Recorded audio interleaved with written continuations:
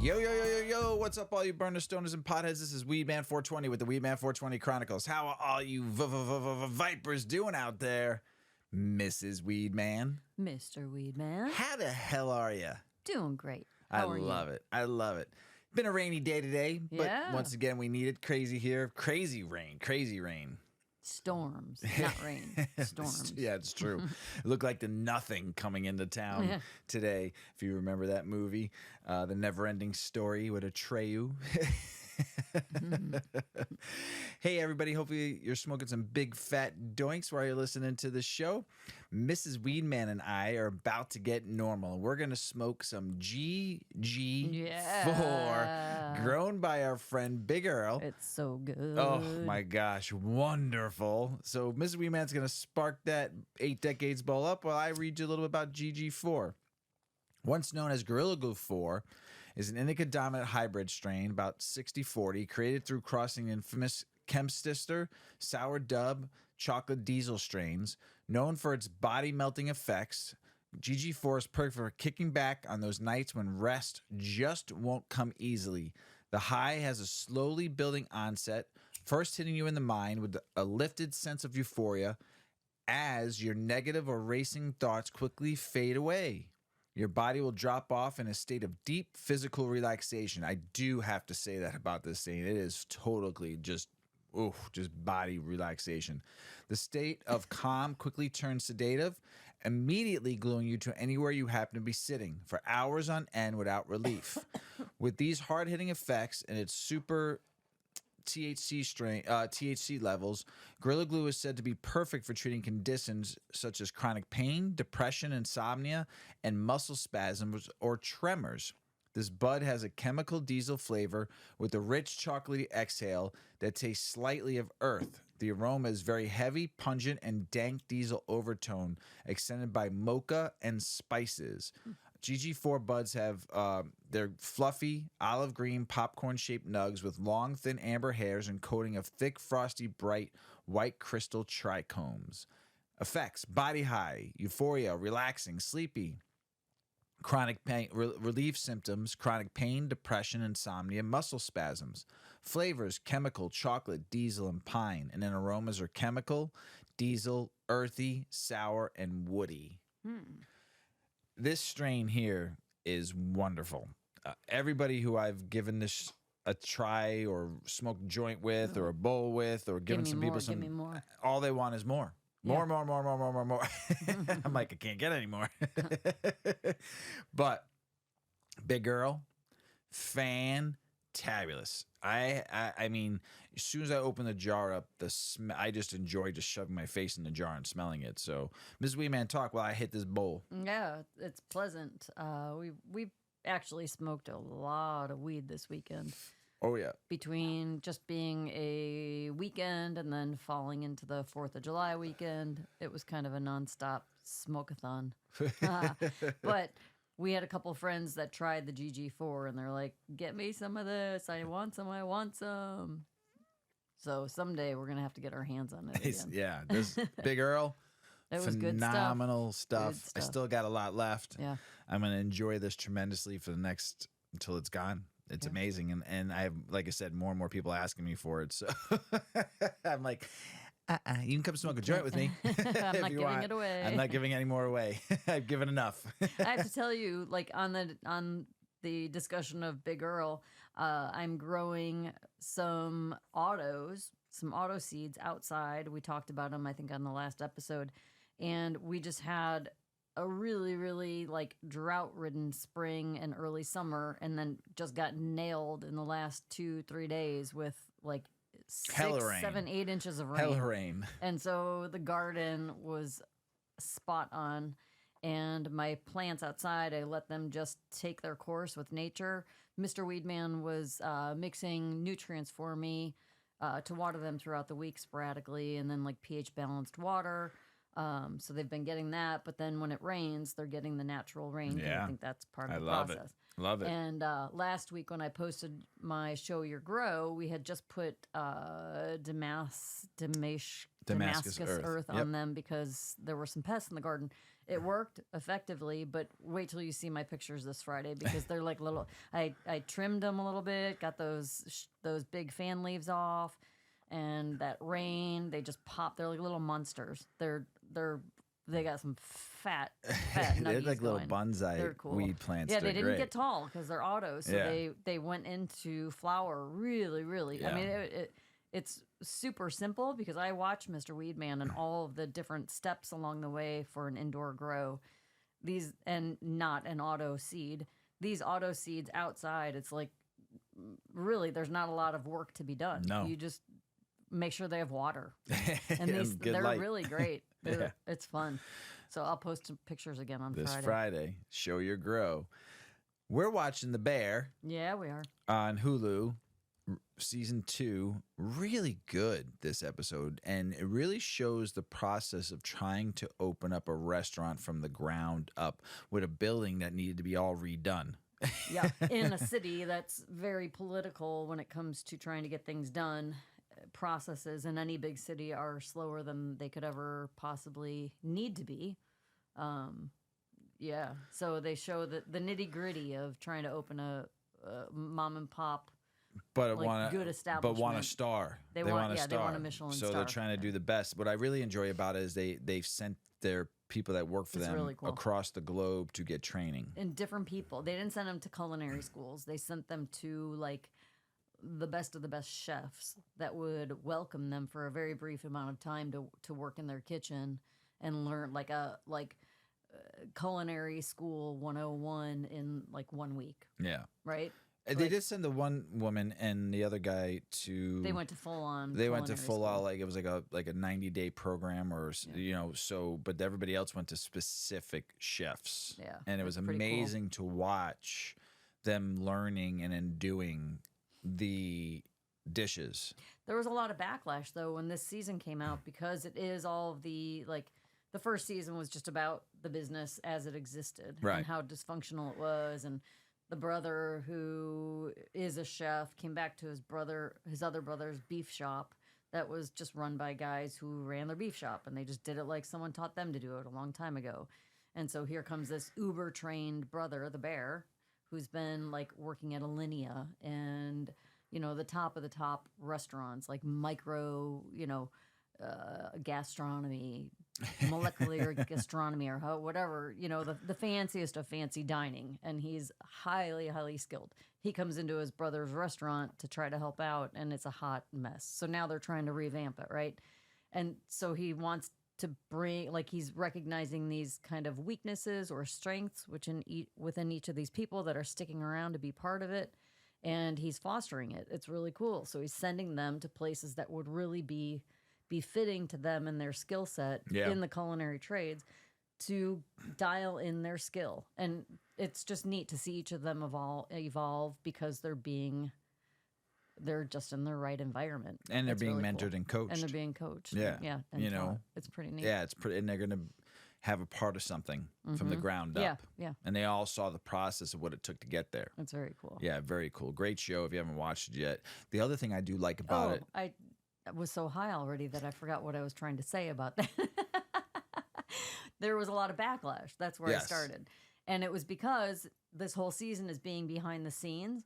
And I think it was another Chicago, because this is all based on Chicago culinary, yeah, experiences. And so Rick Bayless is a huge Chicago, like the best of the best chefs. He's amazing. And he's a cool guy and does really neat things with his staff and educating people. And he's on television. He's a star. Yeah. He's really cool.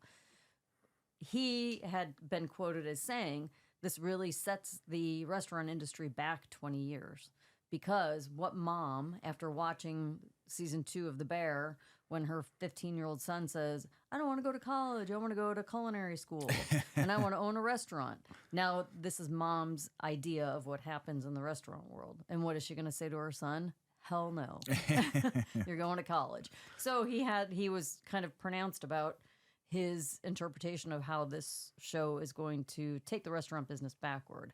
And now they have to dig themselves out of that hole again. But I don't think so. But we also have the experience. You've 23 you years spent so running many years in it. restaurants, So bars. I've heard all of this stuff. So, I mean, it is that way, but you don't do it because you do it because you love it. You do it because you're passionate about it. It's not always fun. Sometimes going out for drinks with the people you work with is fun to let loose a little bit, but it's not always fun. You know, it's passion and love, and you enjoy doing it is why you do the restaurant industry and you know, why you work in restaurants and fine dining. I've done it all. I mean, I've worked from stands from the bottom to the top. Well, you haven't been the chef, but everything. Yeah, from but I the mean, house. I learned how to do stuff. I had to learn how to expo. I had to learn. I mean, but I ran floors, you know, and I ran restaurants. So I mean, it does take a passion and a love for it.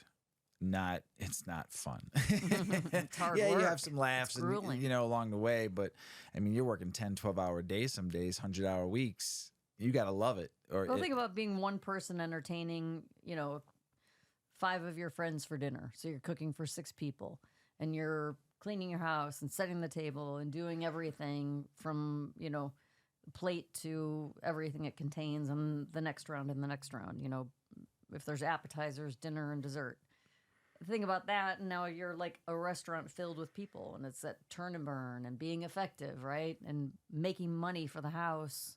Every second counts. But making oh my god, they did this kind of. It's the truth in the restaurant industry. There was this play on Alinea in Chicago, which is the gastro scientific crazy dinner experience, and it's like $2,000 a person. You have like 10. I think it's 10, maybe it's 13, 14 courses. I don't know. It's a shit ton of food, but all like micro-sized foods. And it's crazy. Everything is like a science experiment, and it's supposed to be just, it's beyond the food. It's this whole experience. So one of the people on the show gets sent there to be trained. But they don't call it that restaurant, but you know you know who it is. And it was just so cool. And their philosophy in that restaurant is every second counts. Every second counts. And that kitchen is run like beyond military. Yeah. It's like dialed in. It's pretty dope. It was so cool. Yeah. It's a good show. If you haven't watched it. I really want to go to that the restaurant. The other now. thing I like about that show is the cinematography of Chicago. Yeah. Oh, the skyline, like when they sweep up. They Did you hit see it's so funny They to hit see. certain parts of the city, and you're just like, wow, that's what it looks like from up there. Yeah, like, oh, you I've know, been there, or whoa, I know that. yeah, Oh, I and you that place. know that it. I mean, place. being here for as long as you living here your whole life, me being here for a long time, you just now appreciate that even more. Cool. Yeah, they did. It's a phenomenal show. So 4th of July weekend. 4th of July weekend was a bang. Fucking a banger. My Mr. Weedman's favorite day of the year. And it's not even 4th of July. It's my favorite day of the year. The party I throw every year, the day before the 4th of July, is my favorite day. Or sometime around the 4th of July. It's like our 4th of July barbecue that doesn't happen on the 4th. It's my one favorite day of the year. And it was funny because O-Dog said to me, this is the one day that you get a break for being You don't have to be anything but Paul. You just be you. Yeah. Do you. So, you always get wacky. I always get, it's the one day a year I feel like shit Get for sloppy. like, Get sloppy. I feel like shit for like 3 or 4 days after. Because it's the one day I drink the most, smoke the most, and just rip it up, you know? And right? It's the one day. Yes, you can count on it. And it's every so year. funny because O-Dog goes, it's the one day you get a pass. I said, I know. That's why it's my favorite day. Okay. Hey, you can do that any day you want. I just may not be around every day if you're doing that every day. It's the one day a year I know I can do it. It's the shopping today. It's the one day I know I can do it. Yeah. And I have that fun. Day, yeah. I mean, we put a good spread out. We put it not only just food, but a beer, liquor, wine bar, and then a full-blown cannabis bar. And then your dessert this year was off the chain. They weren't infused. No, this was like I knew there was going to be a lot of cannabis consumption, and I knew we had a pretty full adult meal that was, pretty solid. We did brats and cheesy, yummy potatoes and baked beans and what else? Oh, a really good pasta salad. Yep. and we had that was good. Yep. So now we needed like some. Now everyone was hitting the weed after dinner. The joints were going around. Boozing it up. Yeah, everyone's had some drinks. I'm like, we need some silly desserts. I made sushi Rice Krispie treats. So they're pretty cool. So fucking So awesome. it was fun because nobody knew. And when I made them, I'm like, this is kind of silly. This is all adults at this party. Am I really going to make Rice Krispie treats for all these adults? Yes. But yeah, it was fun. Someone took pictures. Yeah. We'll have to find those. I think Shawty's got some. But the cool thing about it is, so the Rice Krispie, Mrs. Weedman rolls them like a sushi roll, and then puts like different types of candy in between. You use fruit roll-ups as your seaweed. As your seaweed. Rice your kelp. Krispie treats as your rice. And then candy, long strips of candy of sorts like licorice, gummy worms. Or Swedish fish. Swedish fish. You can roll like airheads out. And you put those down the center, and then you roll it all up like a piece of sushi and slice it. It's amazing. I mean, we People definitely love can it. infuse the Rice Krispie treats if we Oh, we wanted could do to. it, yeah. And then add other edibles on top if we wanted to. But this was because we already had edibles made for this party. And then we also had. Yeah, how many times do you think people said, are these infused? Oh, I walked outside. No, it's just food. I came inside. I came outside after I was helping Promise. you out in the kitchen for a second, and the first thing someone said to me is like, "There's like 4 or 5 people that won't eat these because they think they're infused." And I walked up to the table, and I looked at there was like 20 people standing around the table, and everyone was enjoying the desserts. And I said, "Listen, we are not the type of people to not tell people that there's fucking these are infused or not infused. We would never sneak that. We would never do that to people. So I'm letting you all know these are not infused. If you want infused edibles, I have some in the house tucked away, and I will bring you some. But these are not infused. Enjoy. And if they were, we would have put a Mrs. Weedman would have put a fucking sign that said infused, not infused. You know. So, but those sushi candy, those sushis that you make, they can be infused. And there would be a lot of fun at an infusion party.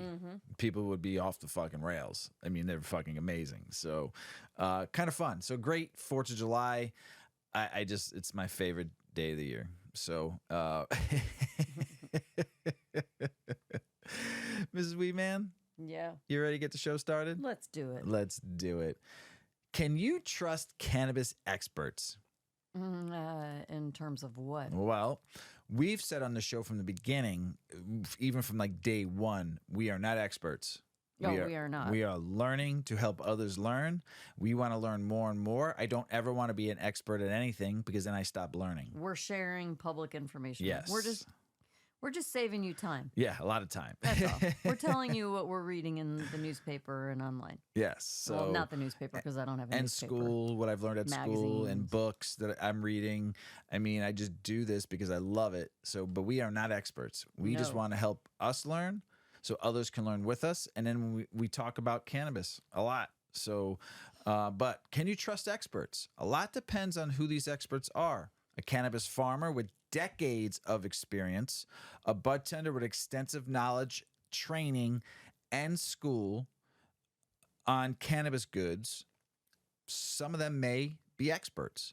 What about doctors and other healthcare workers? I laugh, sorry.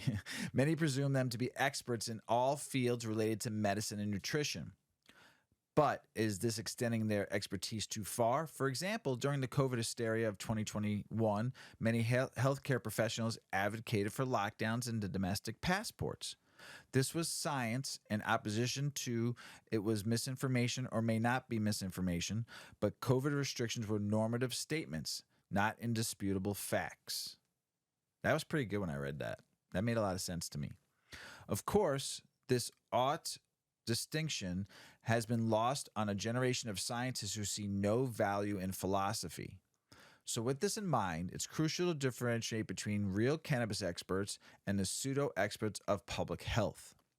This journalist only brings it up because of recent paper published in Public Health Nutrition regarding the experts who decide U.S. government dietary guidelines. I still laugh about a lot of the U.S. dietary guidelines. About just a lot of it's just garbage. They found that 95% of the committee members had conflicts of interest with the food or the pharmaceutical industries. There you go. There it is. So can you trust cannabis experts? Generally, you can trust your local cannabis experts, whether bud tenders, growers, or extractors. Even when illegal or unregulated, these people consume the product they've been producing. They have zero incentives to harm themselves or others. But what about the so-called public health experts on boards and member committees? In the study referenced above, 95% of the so-called expert had financial ties to lobbying groups and large corporations, companies like Albert, Cargill, Dannon, General Mills, Kellogg's, Kraft, Mead, Johnson, McDonald's, Nestle, Pepsi, and Syngenta. The people dictating the optimal American diet are in bed with corporations selling ultra-processed junk foods and pesticides. It is any wonder that the American obesity rates have tripled over the last 60 years. Likewise, 75% of the Food and Drug Administration's funding comes from the pharmaceutical industries. Should we be surprised that Reefer Madness is making a comeback? A non-toxic flower pharma company cannot patent, does not bode well for the profiteering scams. If you look at pictures from like the 1930s, 40s, and 50s of people walking around this planet, and you go to today and you look at pictures all over the place, you're going to see a lot different body types. And I'm not making fun. It's just that we are in this country here. There's, I think, 14 or 15 ingredients that are banned in almost every country around the world, and we're getting served them. So we don't know. A lot of people don't know what the labels mean when they're reading the backs of boxes. Mm-hmm. A lot of big words, confusion. Can you trust cannabis experts? Some say yes, others says not at all. The corporate press will claim certain facts are misinformation without explanation. But it's up to you to determine what is accurate. And you can only do this when presented with all the available information, whether factual or not. But where in the world where doing your own research has negative connotations, which is telling. It's similar to the Bill Hicks joke. What are you reading for? Not what are you reading, but what are you reading for?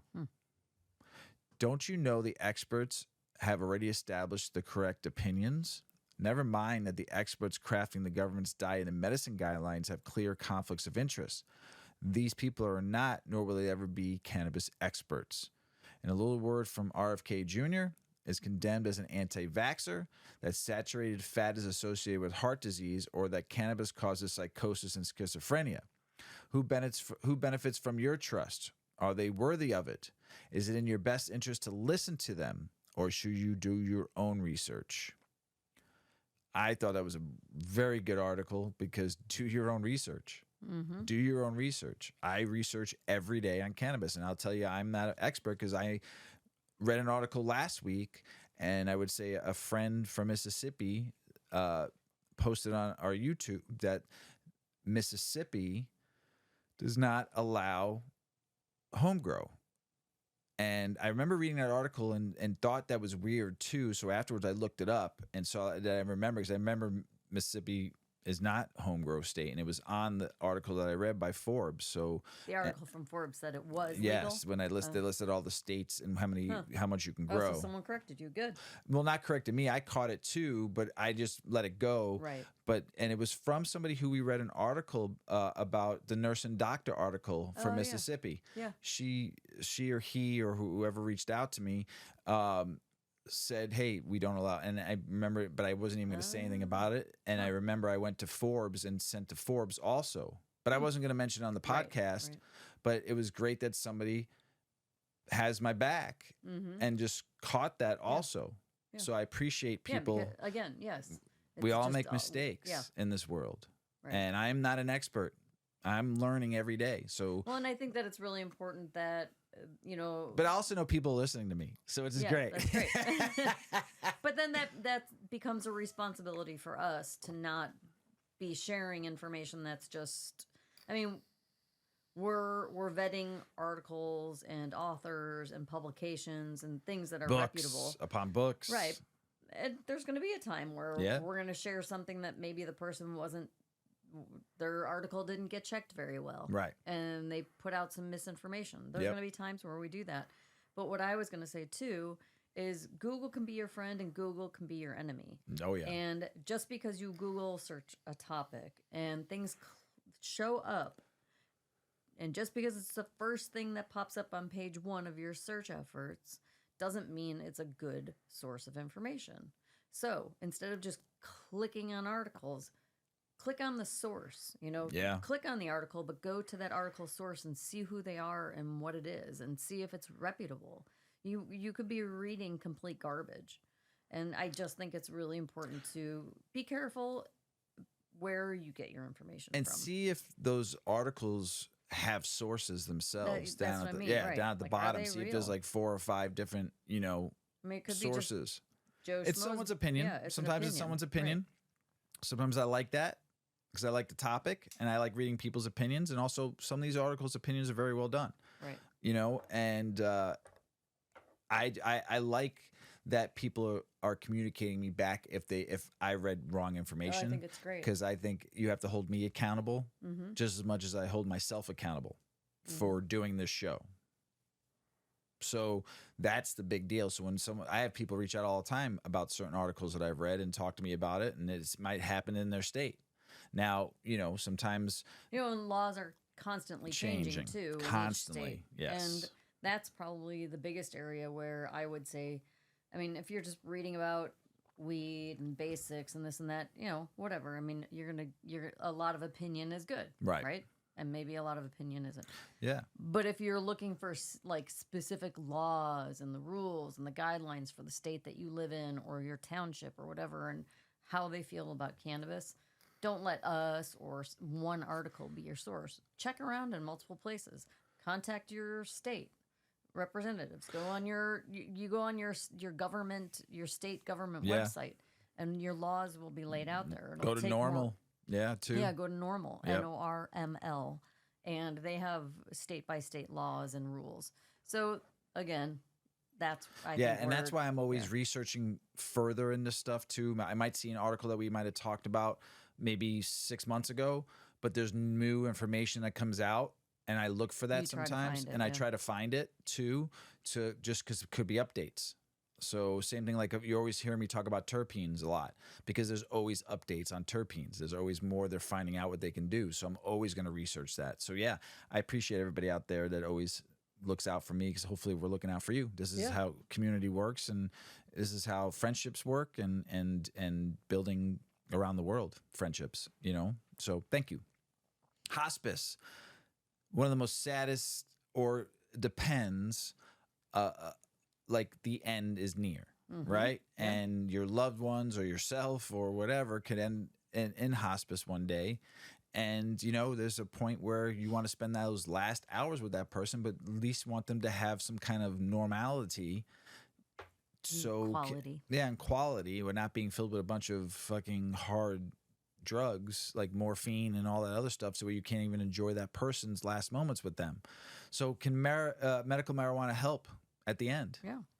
So this is an article named Hospice and Medical Marijuana, Helping at the End. When the time of passing is close, emotions run high. When hospice is involved, it helps, but the pain of an upcoming loss and all of life's unresolved issues are still left to handle. Does cannabis help in those final hours? In the moments with palliative or hospice care, anything that can help makes a difference. Palliative care is a medical care for people living with a serious illness such as cancer or heart failure. Patients in palliative care may receive medical care for their symptoms or palliative care, along with treatment intended to cure their serious illness. Hospice care, though, focuses on the care, comfort, and quality of life of a person with a serious illness who is now approaching the end of life. Hospice is prescribed when a path to cure has come to an end, and the focus changes to making a patient comfortable until their life ends. 2 evidence-based guidelines address the use of medical marijuana in a palliative care setting. The first evidence-based guideline explicitly recommends against the use of medical cannabis as a first or second line option for palliative cancer pain.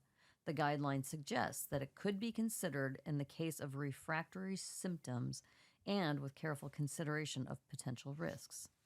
The second, evidence-based guideline similarly recommends that medical marijuana only be used in the palliative care setting when other treatments have failed and after consideration of the potential for adverse events and drug interactions. So now remember, this is like their medical condition. They're dying. The person is dying. Right. And so you'd think, well, who cares? Like pretty much at this time, if there's no more treatment, the person's not on medications to cure their illness.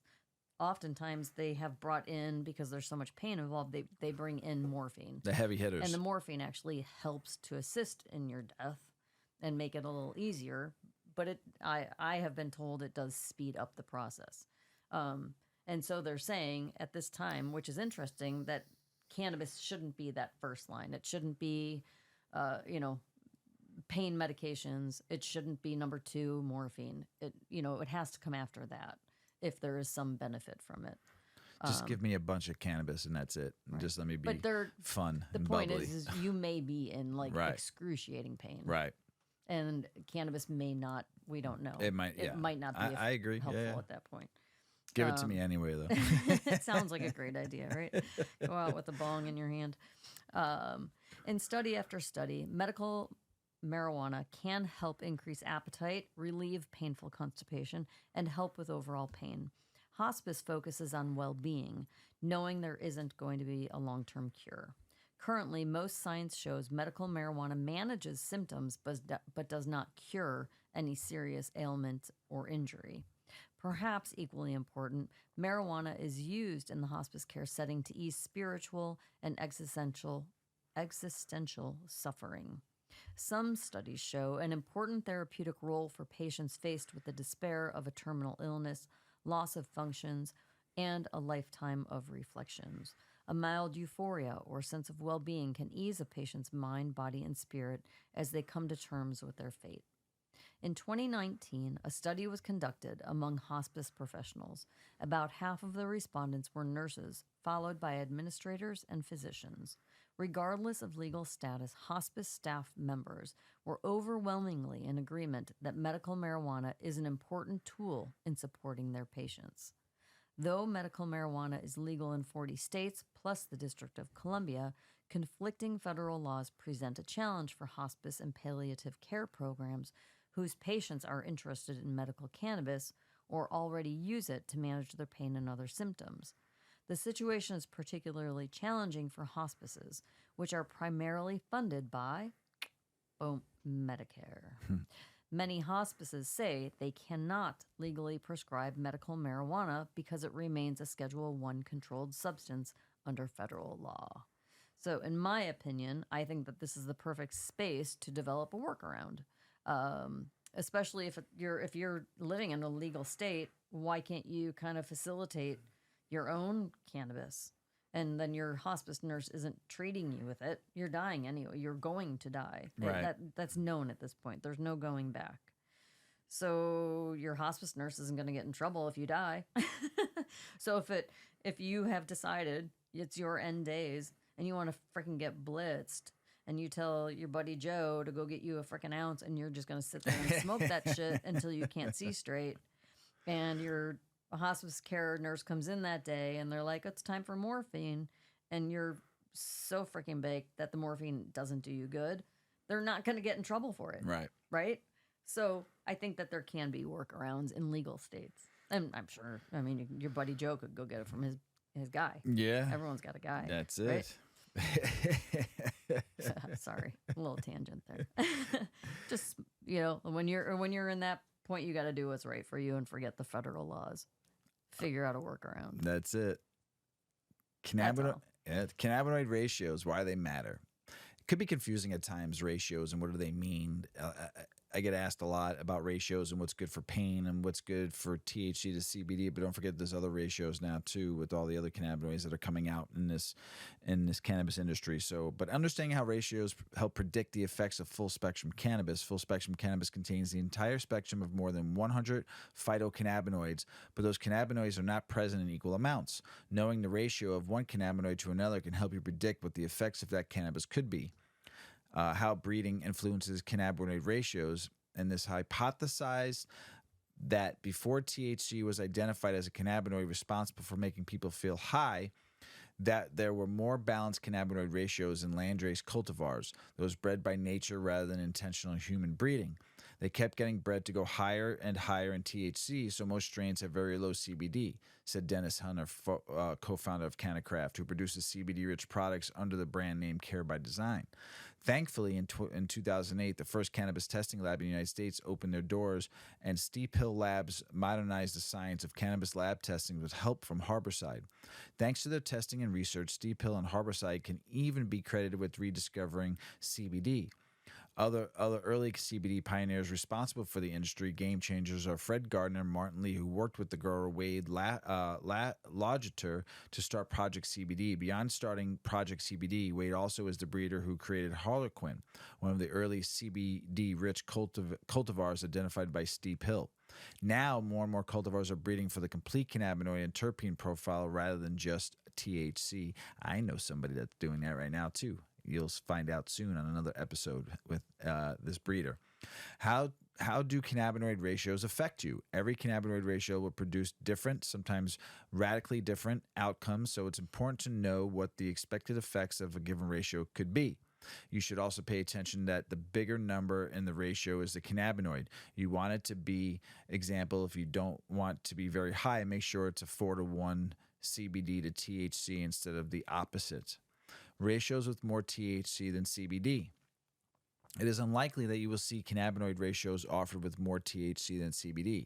But if you do, a 1-to-2 or a 1-to-4 CBD to THC ratio would probably be the most common and would still make you feel high, but there would be some CBD to potentially calm some of the intoxicating effects.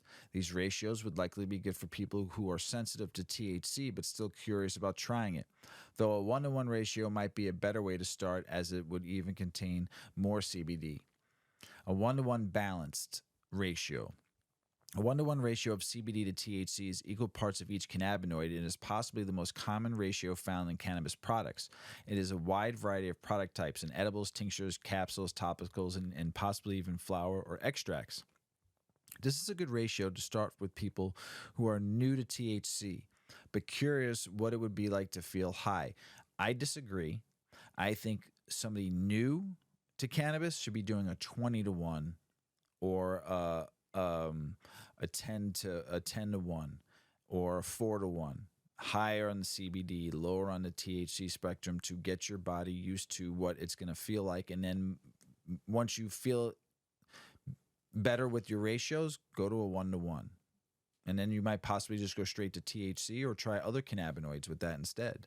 So, because there is other cannabinoids out there that are just as good as CBD and THC and work just as good for inflammation and pain and all that stuff. So low CBD to THC. The most common low CBD THC ratios are 2-to-1, 3-to-1, and 4-to-1, which all have similar effects profiles with minimal euphoria from THC and more medical benefits from the CBD. Made even stronger by the presence of THC, though the ensemble effect, these ratios are also very good for pain. But as CBD has benefits for numerous conditions, ranging from cancer to skin conditions like eczema, these ratios can be used for a wide range of medical conditions. High CBD to THC. There's a bit even of a jump, the low and high CBD to THC ratio products, with the lowest high CBD THC ratios sold being around 8-to-1 and ranging as high as 40-to-1.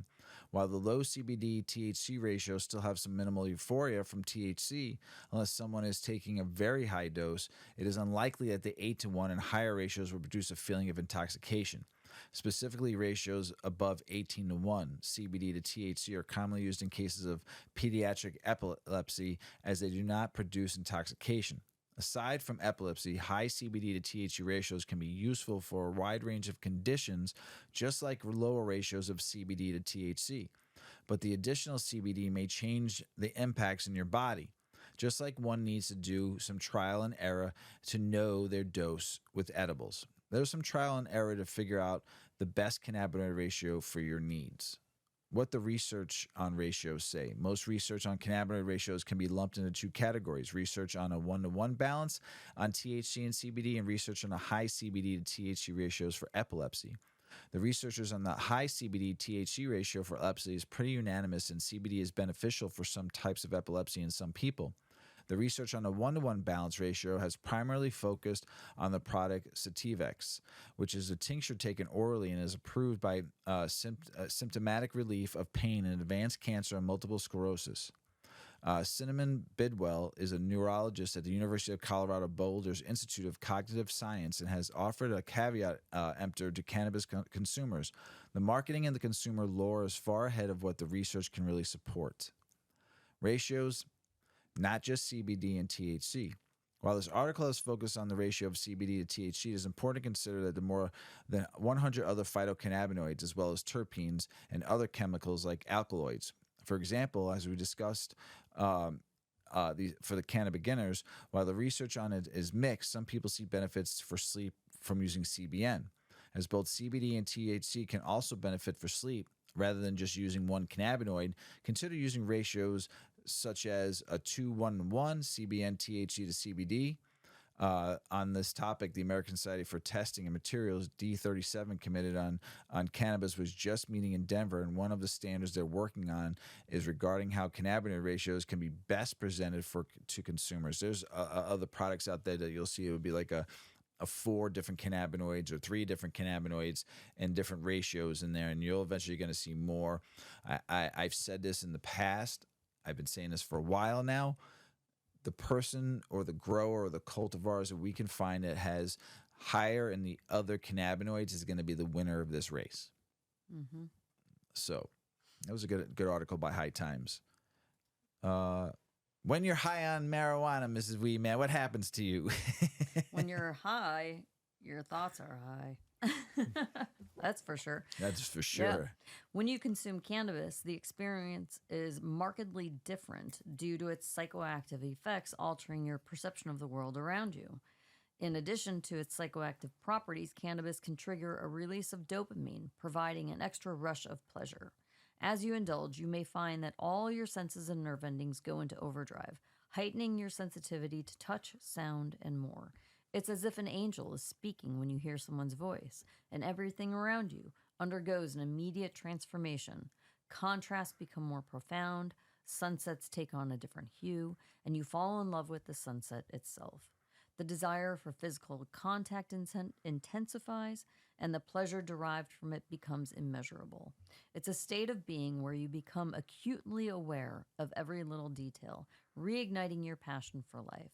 It's a feeling you wish to prolong, as if you want to remain enveloped in that euphoria indefinitely. Cannabis is not only a recreational substance, but also used as a medication to treat various illnesses. Witnessing its impact firsthand, I once observed a daughter who had been plagued by seizures experience an immediate relief when she started using cannabis, spending an entire week without a single sign of seizure. Personally, I have found it beneficial for addressing my sleep problems and attention deficit hyperactivity disorder, bringing respite to my restless mind. Moreover, it has awakened my appetite, transforming me from a thin individual into someone who now enjoys eating and has developed an affinity for snacks. My relationship with weed is profound, and I have no intention of ceasing its use, even if that possibility exists in the afterlife. However, it's crucial to remember that not all weed strains are the same.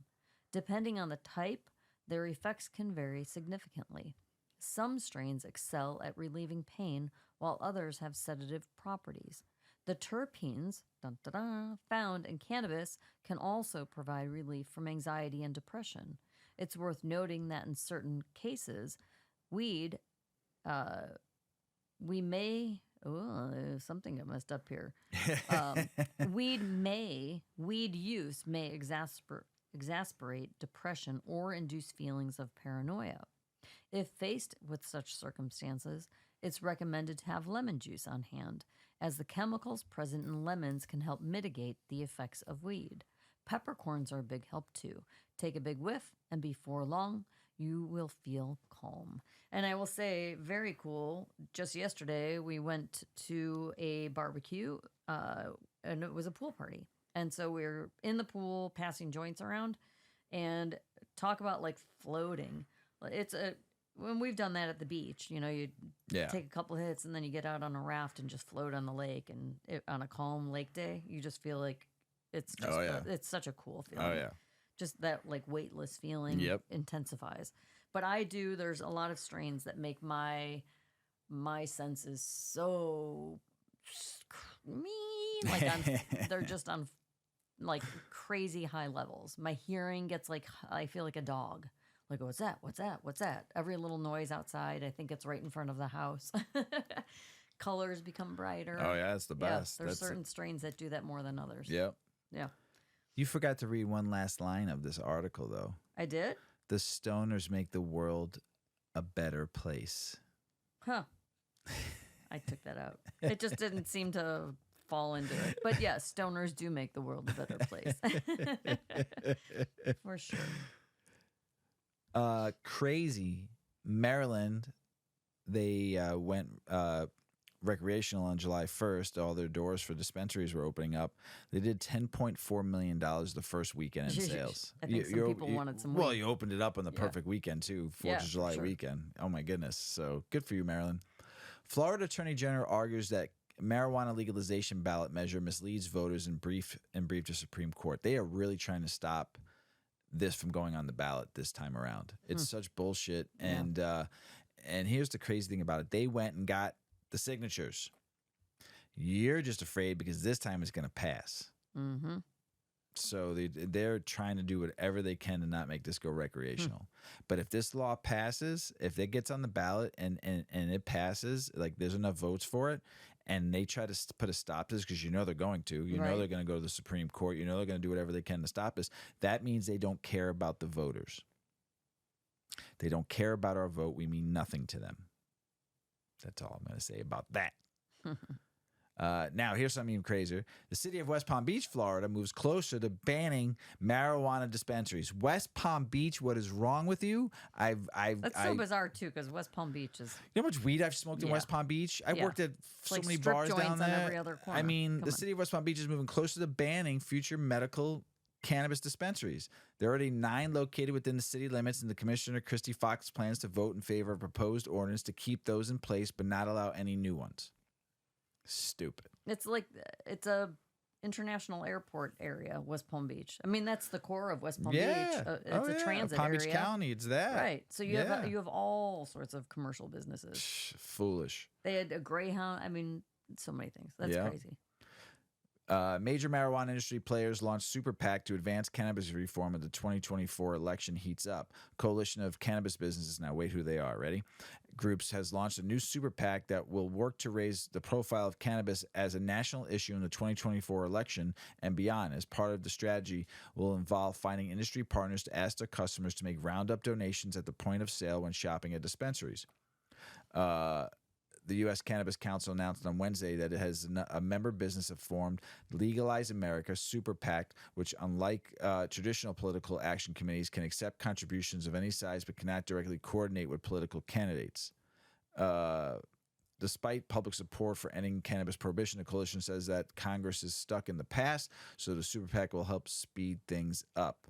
Right now, Legalize America membership overlaps with the USCC, which counts among its partners ATACH, Canopy Growth, Columbia Care, Cureleaf, Cresco, Kronos Group, Dutchie, Houseplant, Marijuana Policy Project, PAX, PharmaCann, Scott's Miracle Grow, baby, and Vincetti, and among many others. But if you just, those ones that I just read, they're the major players in the country. So Black Missourians fear cannabis microbusiness license will fail them. I will read a little bit about that more in a minute, but this was a really good article. And after operating a cannabis cuisine and edibles business, St. Louis Space Treats, Johnson D. hopes to someday open a dispensary under the same name in Missouri. I hope so. So,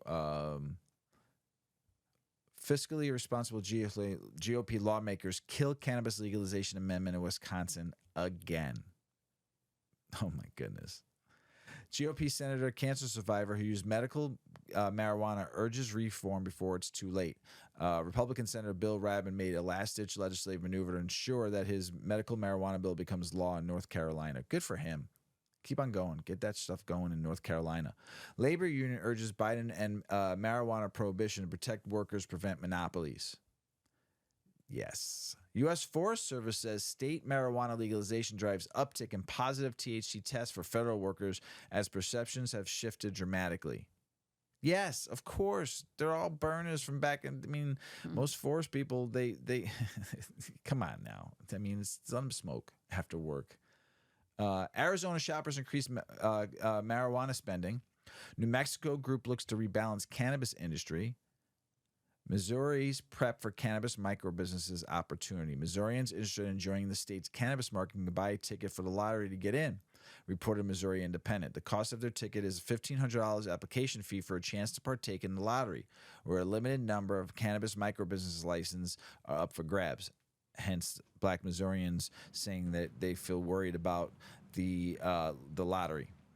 If they do not get selected, the payment is refundable. Well, that's cool. Unlike here in Illinois, when you went to apply for a license, you didn't get your money back. Yeah. Missouri is expected to distribute 48 microbusiness licenses this year under the Amendment 3. I understand it's not a lot, but if they do more, I mean, there'll be more tries. Abigail Vivis, the state's new chief equity officer, held several outreach events recently, during which she went through all the eligibility requirements for a microbusiness license. New regulations in California capital target illegal cannabis grows, and marijuana possession limits in Nevada doubled. Wow. They want people to stay in Nevada, huh? All Cureleaf cannabis dispensaries in Jersey unionized as a member of the UFCW. I'm happy that you're going union in a lot of ways, but I'm also disappointed because I keep on saying form your own unions. Connecticut also, cannabis companies gear up for unions. Come together. Senate committee approves bill allowing VA to recommend pot to veterans in legal states. It's about fucking time, but it's just a committee. So now it has to get approved. Let's go. Etiquette. We love the beach. And we go to some beaches that aren't legal in that state. Yeah. So there's etiquette that you should do, especially going to a state that doesn't have dispensaries. That's not legal. It's not even decriminalized.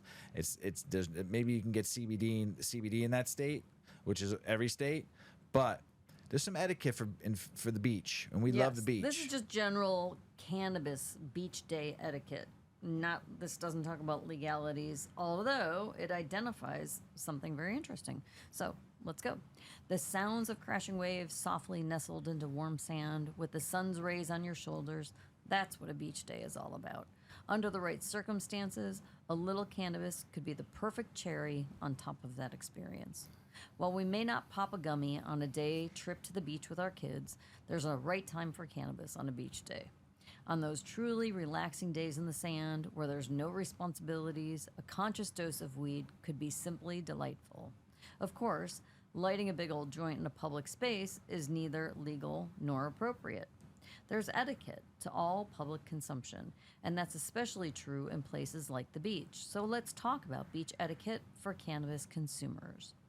Following the rules. The first major hurdle for those interested in getting a little lifted and laying back on a beach towel is that many beaches are on federal land. So it's kind of a double whammy if you're in an illegal state and you're on federal property. The thing about when they talk about federal property that kills me the most is, has the federal government, how do they own it? How do they, not even just own it, how do they get the money to make it federal land or call it federal land when it's taxpayer land? Mm-hmm. It's our land. It's and everybody's before land. Ours, it was everybody's land. It's not the federal government's land. It's just they made America's land. They made the boundaries so you can't build on it. It's protected for like not killing anything on there and not being able to grow, farm, whatever. But that is not the government is not Biden and this Congress and Senate and everybody, and they don't own that. The American people, everybody, indigenous, everybody before us, everybody owns that land. Go ahead. Sorry. So. Now, the conversation of who owns the beach is a complicated one. Here you go. At the root of everything, indigenous tribes own the beach. At the root of the law, it varies. Federal entities generally manage, maintain, and own public beaches with bathrooms and lifeguards. However, the ownership of beaches directly in front of private property has long been debated in many coastal states. As a realtor, I will tell you that you can have water rights, you can have land rights, you can have air rights, and some states you own water into a certain depth or off of the shore. Anyway, in Maine, the public may still have access to privately owned beaches. The same is true in California. It's important to know who owns the property before bringing any cannabis products. If the property is federally owned, having an errant joint or edible is highly illegal. But if the land is owned by the state or privately and public consumption law allows it, it may be okay to publicly consume at the beach. So, if the laws and the stars align and it's okay to partake at the shore, remember to be polite, which often translates into discretion. Choose to vape over smoking or consume a low-dose edible like a canned drink or a gummy. These options are ideal because they won't smell like pot, an aroma that could offend neighboring beach dwellers. And clean up after yourself. One of the most important tenets to carry onto public lands is to leave no trace. In many states where cannabis is legal, there are joint tubes and mylar bags littering gutters and parks. Don't be that person. Be conscious of any litter. Make sure to pack up or throw away any packaging, even the top after it's ripped off of that bag of gummies. If smoking is your thing, don't ash or throw roaches in the sand. Instead, consider bringing a portable pocket ashtray. A disposable cup can work in a pinch too. The best way to show non-consumers that cannabis consumption isn't threatening is to be respectful. Those planning to soak up some rays and dips in the waves this summer should follow these tips. Honestly, understanding the law, being polite, and leaving no trace isn't only core to cannabis beach etiquette, it covers most public consumption situations. I'm such a dumbass. Why? Because I was really baked, and I smoked some more, and I got really baked, and I put myself on mute for a second.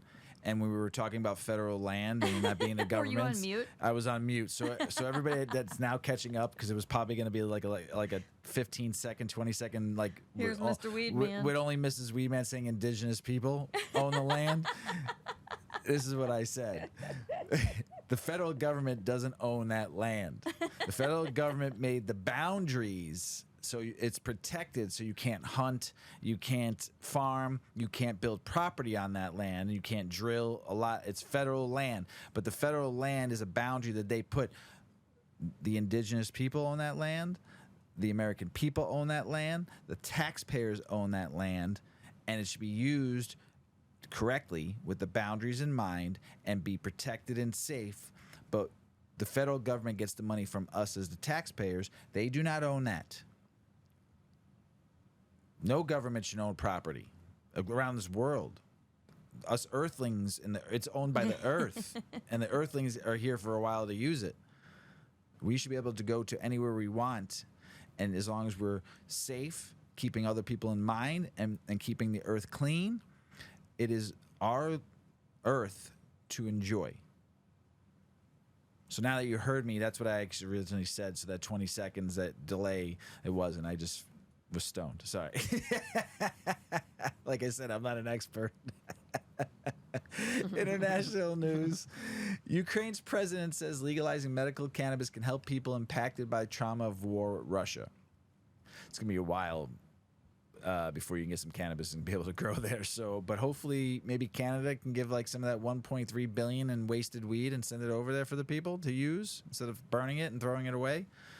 Luxembourg Parliament votes to legalize marijuana possession and cultivation, making it its second EU country to end prohibition. Good for you, Luxembourg. Hell yes. Hell yeah. Let's fucking go. The epic global battle over marijuana, worthy of a Marvel movie.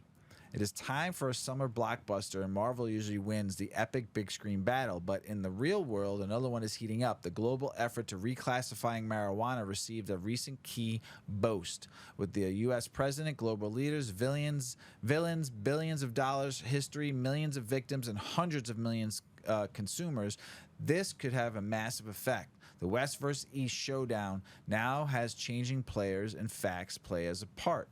The first international drug war was the Opium Wars back in the 19th century, when Western countries led by the United Kingdom forced China to open their borders to provide opium to the rest of the world. China lost and tried to push back during the Boxer Rebellion of the 1900s, but lost again. Japan, Russia, the United States, and more were caught up in the action, and it made daily international news. In a major shakeup in the cannabis war, division of the United Nations, UN, seems to be switching sides. The UN Office of Drugs and Crime is marking the World Drugs Day the theme People First. Stop stigma and discrimination, strengthen prevention, and launch another edition of the World Drug Report. The UNODC continues to fail in raising concerns over the continued use of the death penalty for drug-related offenses, despite a sharp increase in executions last year. In 1925, the League of Nations, the precursor of the United Nations, during the Plenipotentiary Conference, first regulated cannabis worldwide in 1936, had anti-trafficking conventions. Man, I'm stoned. Sorry, everybody. By the 1960s, marijuana was generally illegal but consumed in most parts of the world. In 1972, the Dutch divided drugs into more and less dangerous categories, cannabis being in the lesser category. According, possession of 30 grams or less was made a misdemeanor. Cannabis has been made available for recreational use in their coffee shops since 1976, making Amsterdam an iconic marijuana tourist destination. In 1996, California became the first U.S. state to legalize medical cannabis in defiance of federal law. Canada followed in 2001. In 2001, Portugal decriminalized all drugs, maintaining the prohibition on production and sale, but changing personal possession and use from a criminal offense to an administrative one. Subsequently, a number of European and Latin American countries decriminalized cannabis, such as Belgium in 2003, Chile in 2005, Brazil in 2006, and Czech Republic in 2010. In 2013, Uruguay legalized recreational cannabis, then the first country in the modern era to legalize cannabis. More Western world and South American countries leaned into the science of medical marijuana and the data proving cannabis is less harmful than alcohol. China, Russia, Eastern Africa, and Middle East took an opposite stance, increased draconian punishments. The failed war on drugs continues to reap as horrible harvest or ruined lives and economic devastation. Reports by Amnesty International and Harm Reduction International show people who are marginalized, including because of their socioeconomic status, ethnicity, mental or intellectual disability, and nationality, continue to be disproportionately impacted for drug-related crimes. The situation sharply deteriorated during 2022 as the record number of people executed for drug-related offenses increased by more than 100% in 2022 compared to the previous year.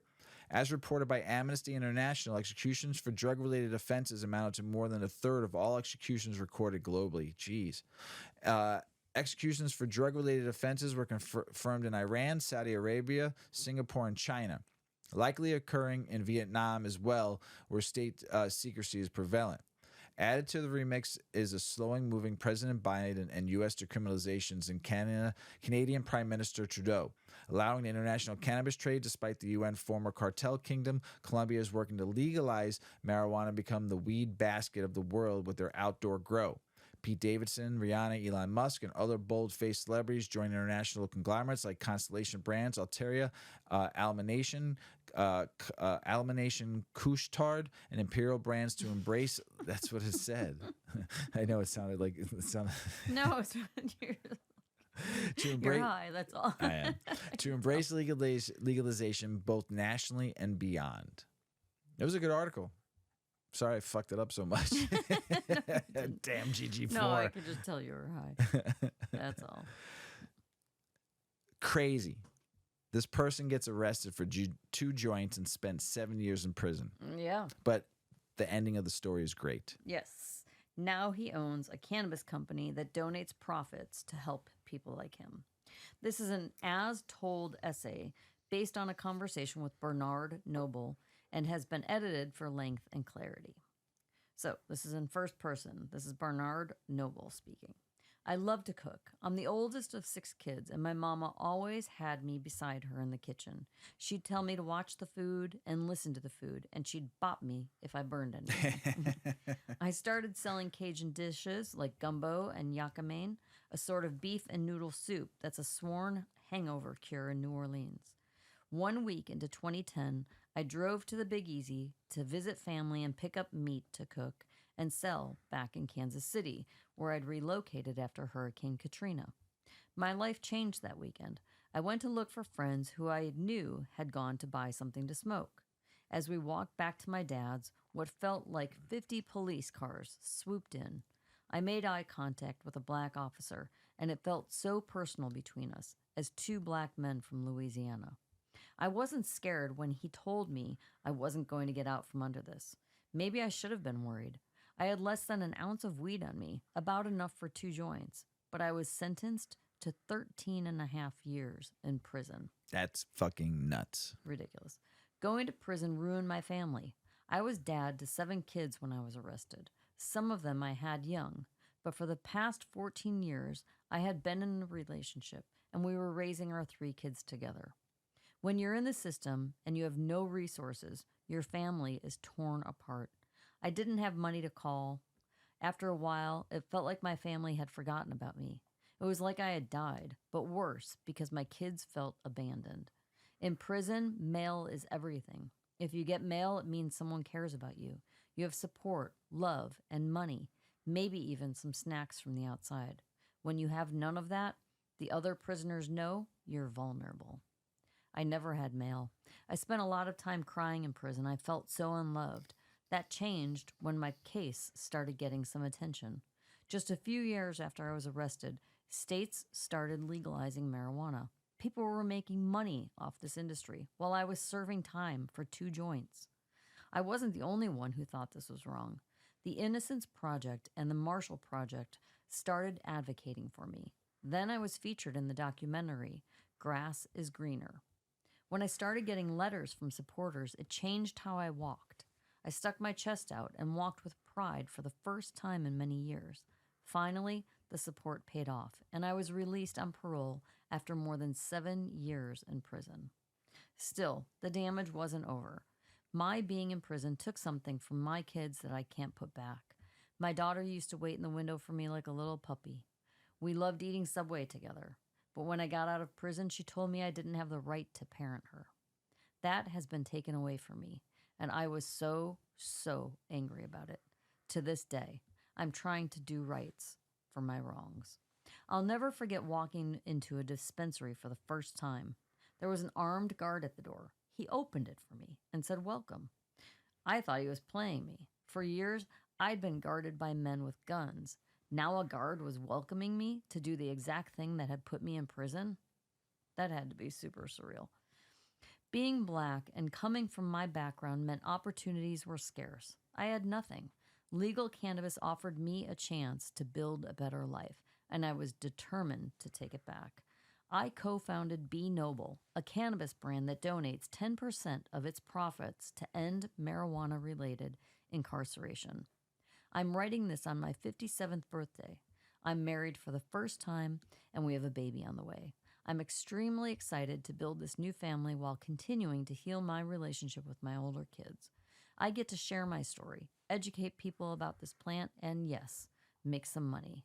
God didn't present me with many opportunities when I was younger, but now that he has, I'm going to take advantage. So I went on to look up his brand. Here in Illinois, it's distributed by Curaleaf, and it is called Be Noble. And he stands by the mission of be aware, be invested, and be noble.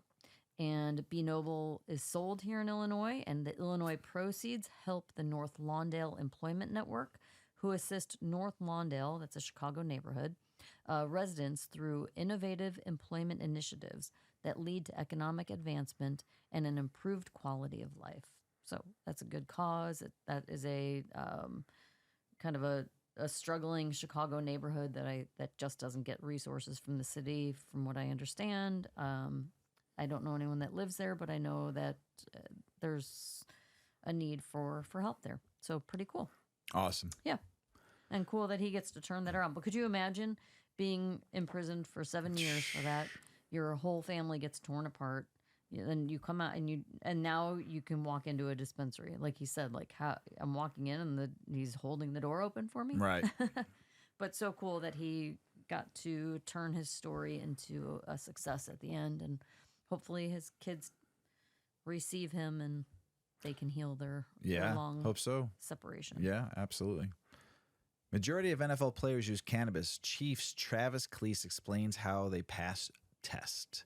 Kansas City Chiefs tight end Travis Cleese, who was once kicked off his college team for testing positive for marijuana, said that nowadays a majority of National Football League NFL players are using cannabis. One of the NFL legends whose brother, Jason Cleese, is playing for the Philadelphia Eagles, told Vanity Fair that he was embarrassed for failing the test back then, which resulted in a suspension and a loss of college season. However, as regulations around cannabis continue to evolve and legalization gains momentum, the NFL is finally taking notice. Following adjustments to NFL's cannabis policy, players now face reduced penalties for testing positive for marijuana after rules were amended in 2021. That obliged players to undergo one weed test per year at the start of training camp. If you just stop using in the middle of July, you're fine, Cleese said. A lot of guys stop a week before and they still pass because everybody's working out in the heat and sweating their tail off. Nobody's getting hit anymore. He estimates that between 50% to 80% of the players in the league are now using cannabis, building on previous estimates from former tight end Martellus Bennett, who suggested that 89% of players consume it, according to USA Today. Why such a high rate of cannabis use? One of the reasons is likely the fact that CBD is proven alternative to opioids for pain treatment. Former NFL great Jim McMahon treated his immense pain with opioids and other painkillers until he turned to cannabis after retiring from a 15-season career. And he's not alone. Latest to join the team Cannabis is veteran wide receiver Deshaun Jackson, who agreed on Tuesday to become become a featured spokesperson and stakeholder for Pineapple Inc., Pineapple Wellness brand of CBD products. In a progressive move last year, the league authorized $1 million in grants to fund studies focusing on marijuana and its components in pain management and neuroprotection for football players with concussions. Last week, the NFL and the NFL Players Association expressed their continued support for research of CBD as an alternative pain treatment for NFL players. Continuing with the commitment to provide the best care for players, at NFLPA have jointly awarded $526,525 in grants to research to study alternative pain management methods, including CBD, the NFL tweeted. That's great. Finally. And then I read another thing I'll read on the next episode about the NCAA.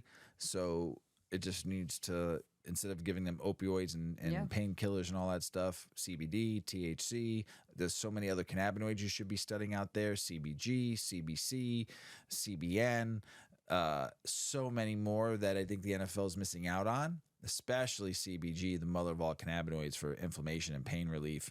CBC, which is great for overall brain health. I'm hoping that one day they'll do some studies on CBC with concussion syndrome. Hopefully we'll start seeing some studies with that.